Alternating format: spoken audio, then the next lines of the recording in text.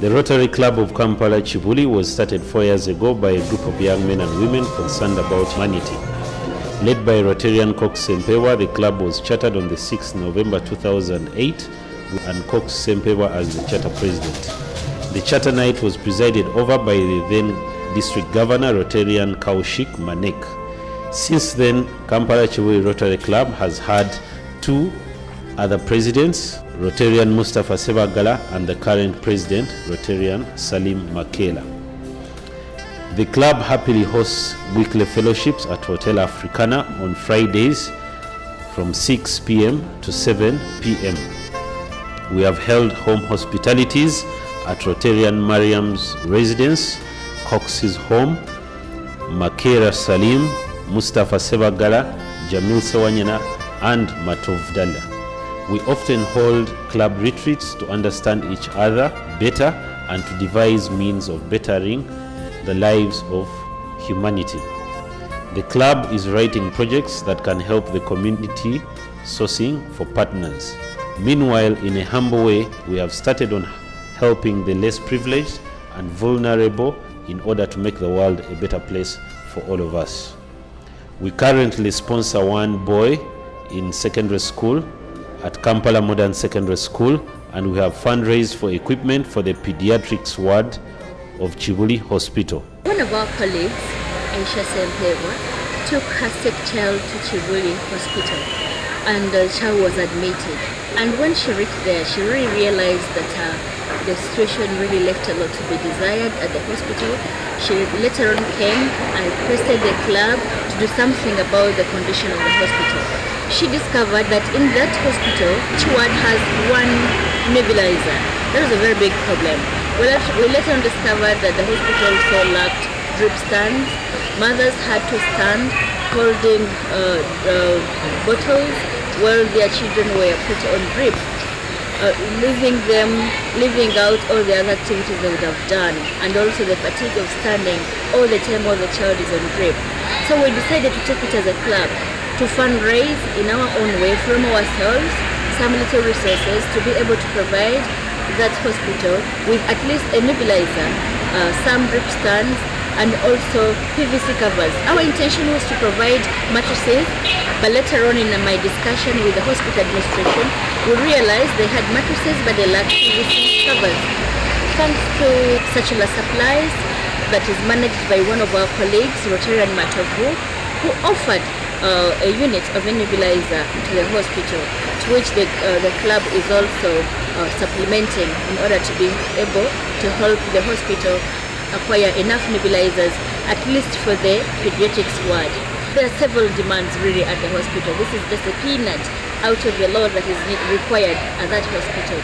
We pledge to the community that we shall do the little we can at a time and keep on fundraising from our colleagues and the other respective donor communities to ensure that we can improve on the lives of people. Currently in Uganda, for every 1,000 births, 79 children die before the age of 1 year.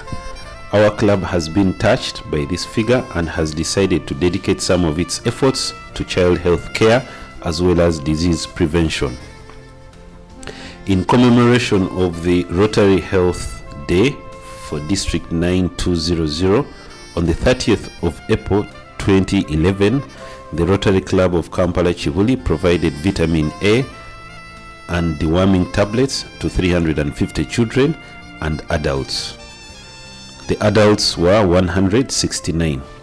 The club has tested for HIV and cancelled 145 adults, amongst whom 3 were tested positive.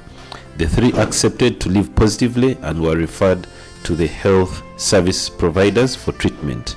As the club president explains, the community still needed more time for this service.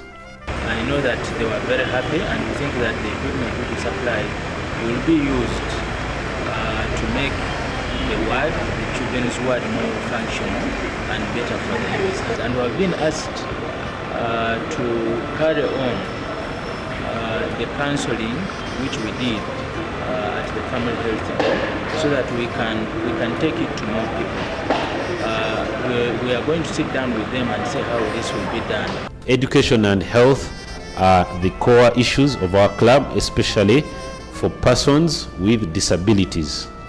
According to the Uganda Constitution and the Children's Statute 1996, every child is entitled to food, shelter, clothing, education, guidance, immunization, love, care, and protection against discrimination regardless of sex, religion, culture, or social background.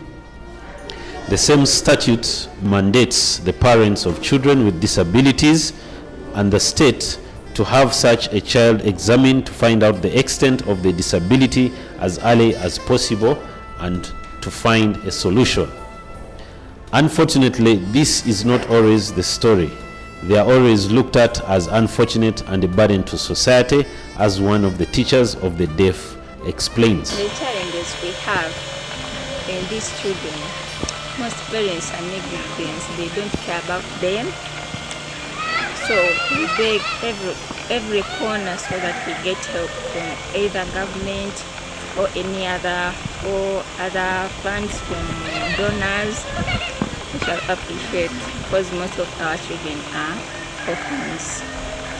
According to the Uganda report on child rights situation analysis compiled by SOS Children's Village in Uganda, in 2008, 2% of the children between the years of 0 and 17 live with disabilities, with boys being more than the girls at 56% and the girls at 44%. The report further established that the majority of these children live in rural areas. Mobility problems constitute 31% of the problem, followed by hearing impairments at 26% and sight difficulty at 15%. Attitudes towards children issues are not a priority for even local governments, particularly due to inadequate funding, low staffing, inadequate skills for counseling and interviewing abused children. Children with disabilities, particularly those in poor families, grow up with the belief that they are a social and economic burden to their families, which gives them stigma, lack of self-confidence, and low esteem. They live a life characterized by dependency, social isolation, rejection, vulnerability, and powerlessness. For instance, the Lubaga Division 3-year rolling development plan for the years 2010 to 2013 acknowledges the inadequate awareness of the national disability policy, coupled with the politicization of disability issues in particular circumstances.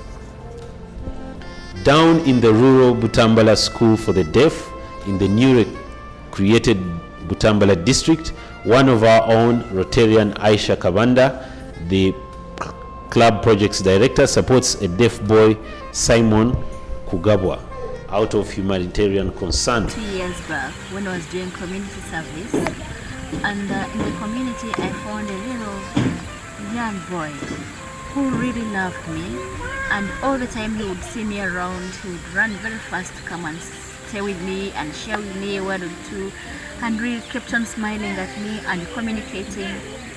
And okay, I would keep on guessing what he was saying. I got interested in the boy. I looked for his parents, and sadly I learned later on that the boy was not going to school. He had gone to nursery school, and because of the poverty in the family, he stopped going to school. I grew concerned, and at a later time I opted to sponsor that boy. I brought him to the school, Kabasanda school for the deaf.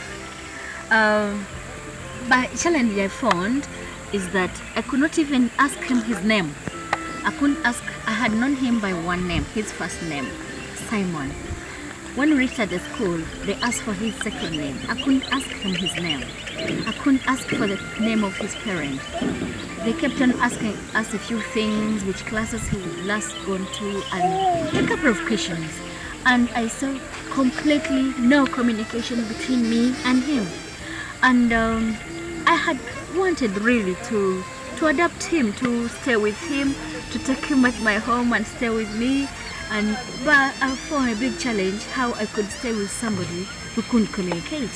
The school currently has 52 deaf children, with 25 boys and 25 girls who are taught through sign language, which Aisha Kavanda says should be spearheaded in every public service institution, namely the police, health centers, schools, among others. Shortly after, I watched on one of the national televisions a broadcast about a woman who had a conflict with her husband, and she had gone to police for assistance. And when she went to communicate to those people, they didn't understand her completely. They never understood her until she ran home to pick a son so that the son could narrate to them and interpret to them what she actually meant. And what made me very sad to hear a child narrating, explaining, interpreting for the mother, for the police officers, that the mother was accusing the father that he had denied her sex for some time and he was not providing, and the father kept on beating her.